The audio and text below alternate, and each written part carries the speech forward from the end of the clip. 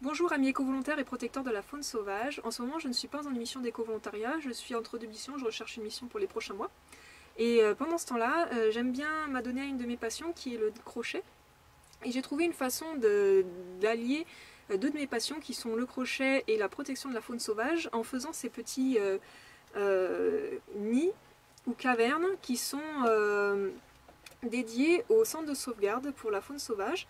Donc je tricote, enfin je fais au crochet en fait, je fais au crochet tous ces petits nids comme ça, donc il y en a de plusieurs tailles, que je vais envoyer dans un centre de sauvegarde pour la faune sauvage et qui serviront, souvent ça va être pour les petits oisillons ou ça peut être pour les bébés mammifères aussi, les petits hérissons, même les petits renards, donc c'est pour ça qu'il y a plusieurs tailles en fonction de l'espèce et plusieurs formes. La forme caverne qui est bien pour les petits mammifères. Je voulais partager ça avec vous parce que c'est une activité qui est à la portée de tout le monde, c'est vraiment très facile. Il n'y a pas besoin d'investir d'argent ni trop de temps. C'est quelque chose qu'on peut faire durant son temps libre ou en regardant la télévision ou des films ou n'importe quoi. Même en restant chez soi, on peut aider les centres de sauvegarde pour la faune sauvage et on peut aider à la protection de la faune sauvage. Les centres de sauvegarde font vraiment un travail indispensable pour la protection de la faune sauvage. Il y en a partout en France. Malheureusement, ces centres sont peu connus. Et en plus de ça, ils ont peu de moyens et ils fonctionnent surtout grâce au volontariat et au bénévolat et aux dons. Bien entendu, tout le monde n'a pas la possibilité de donner du temps ou de l'argent à ces associations qui protègent la faune sauvage. Mais c'est la portée de tout le monde. Si on aime fabriquer des choses de ses mains ou tricoter, faire du crochet, de faire ces petits objets chez soi et de les envoyer gratuitement au centre de sauvegarde. Ça leur fait des choses en moins à acheter et c'est quelque chose qui ne se trouve pas dans le commerce et qui du coup seront vraiment adaptés à leurs besoins. Donc en fait il y a une association ou un groupe, une communauté internationale qui édite donc des patrons pour ces petits nids. Ça s'appelle Wildlife Rescue Nest. Ils éditent aussi les patrons en français. C'est très pratique. Et il y a les patrons pour chaque type de nid et de caverne et pour chaque taille. Donc il y a des tailles spécifiques. Et il y a les patrons à la fois pour le faire au crochet et à la fois pour le faire au tricot en fonction de ce que vous savez faire. Et c'est très facile à suivre, hein, c'est vraiment basique. C'est pour le crochet, moi je trouve que c'est encore plus facile au crochet, c'est juste crocheter en rond. Donc je vous montrerai vite fait. Je vous mettrai le lien vers ce document dans la barre d'infos. Donc si vous voulez avoir tous les patrons, vous pourrez télécharger ici en barre d'infos. Je vous mettrai aussi le lien de l'association du site de Wildlife Rescue Nest. Et sur ce site-là, on peut s'enregistrer comme volontaire, bénévole tricoteur, disons. Et vous aurez accès à tous les centres de sauvegarde dans le monde entier qui souhaitent recevoir ces nids. Comme ça, on connaît la taille dont ils ont besoin dans chaque centre de sauvegarde. Malheureusement, en France, il n'y en a que 3 qui sont répertoriés. Donc je vous invite, moi c'est ce que je fais, hein, à contacter les centres de sauvegarde qui sont le plus près de chez vous. Comme ça, on évite d'envoyer ces nids à l'autre bout de la planète, c'est pas la peine. On a des centres de sauvegarde autour de nous en France, moi autour de chez moi en Italie, parce que je suis en Italie en ce moment. Pareil, dans la liste de Wildlife Rescue Nest, il y a un seul centre de sauvegarde italien. Qui fait partie de la démarche. Du coup, moi j'ai essayé de contacter un peu tous les autres centres de sauvegarde pour essayer d'envoyer à d'autres centres parce que du coup celui-là qui est répertorié, il reçoit déjà beaucoup de nids. Donc je vais essayer d'en trouver d'autres qui veulent des nids. Faites la même chose avec les centres de sauvegarde en France, essayez d'envoyer à ceux qui sont près de chez vous.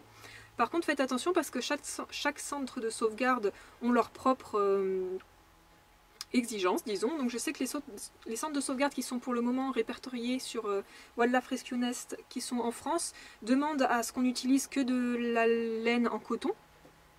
Et sinon, d'une manière générale, ils privilégient la laine synthétique. Ensuite, il y a des restrictions aussi, il faut faire attention du fait que ce soit pour des animaux sauvages. Il faut tricoter ou crocheter vraiment très serré. Donc là, je suis en train d'en faire un autre. Il faut vraiment que ce soit très serré, qu'il n'y ait pas de trous entre les mailles pour éviter que les petits animaux se prennent les griffes ou les doigts dedans et que ça qu'ils se cassent tout simplement, qu'ils se blessent, qu'ils se cassent un doigt ou quelque chose. Donc l'important c'est de tricoter vraiment très serré. Je tricote ou je crochette avec un crochet de taille 5. Il faut prendre de la laine en fonction. Il est recommandé de tricoter avec plusieurs fils, histoire que ce soit bien serré. Et le but c'est que ce soit vraiment rigide. Que ça tienne tout seul et qu'il n'y ait vraiment aucun trou. Voilà donc ce que ça donne. En général donc il faut faire d'une hauteur de 10 cm pour les nids. Et la taille, le diamètre dépend, il y a plusieurs diamètres, ça vous verrez ça sur les patrons. C'est vraiment très facile à faire et vraiment plaisant. Voilà. Ces modèles-là sont un petit peu plus compliqués, mais bon, quand on connaît le crochet, c'est vraiment facile. Donc là en ce moment donc, je fais ça avec 3 couleurs. J'aime bien moi, eux ils préconisent pas de couleurs, mais moi je préfère utiliser des couleurs quand même qui sont naturelles, qui ressembleraient à ce qu'ils pourraient trouver dans la nature. J'imagine mal des petits animaux sauvages qui doivent ensuite être réhabilités à la nature, être dans un milieu où il y a des couleurs vraiment vives et fluo. Donc je préfère utiliser toujours dans les verts, les marrons, les beiges. Mais après ça c'est vous qui voyez. Vous pouvez aussi très bien utiliser vos fins de pelote, hein, comme ça, ça évite le gaspillage. Donc c'est vraiment très facile à faire, il suffit de faire des mailles serrées dans chaque maille et d'augmenter à chaque rang pour faire un cercle. Une fois qu'on a atteint le diamètre souhaité, il n'y a plus qu'à faire des rangs de taille égale jusqu'à ce que ça atteigne 10 cm de haut. Donc c'est vraiment très simple. Au crochet c'est vraiment très facile, il suffit donc de planter le crochet dans la maille.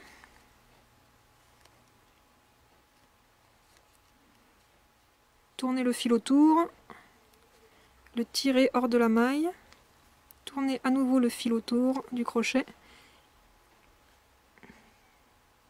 et rabattre dans la première et dans la deuxième maille. Et ensuite on répète.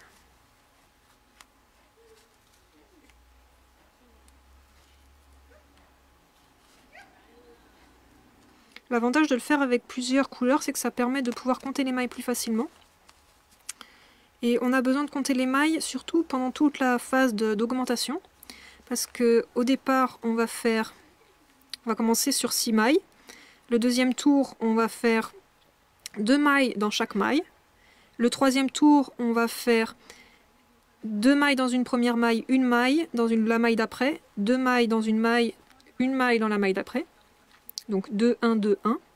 Ensuite, le tour d'après, on va faire 2, 1, 1, 2, 1, 1, 2, 1, 1. Le quatrième tour, on va faire 2, 1, 1, 1, 2, 1, 1, 1, 2, 1, 1, etc. jusqu'à avoir fait le tour. Donc en fait, à chaque nouveau tour, on va rajouter une maille en plus.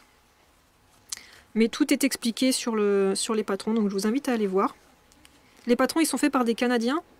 Du coup, toutes les dimensions, elles sont en pouces, donc il faut faire la conversion. Donc là, par exemple, j'en suis en 9e tour. Donc je dois faire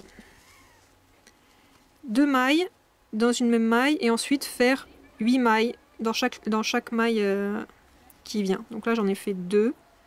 1, 2, 3, 4, 5, 6, 7, 8. Donc là, j'en fais 2 dans la même.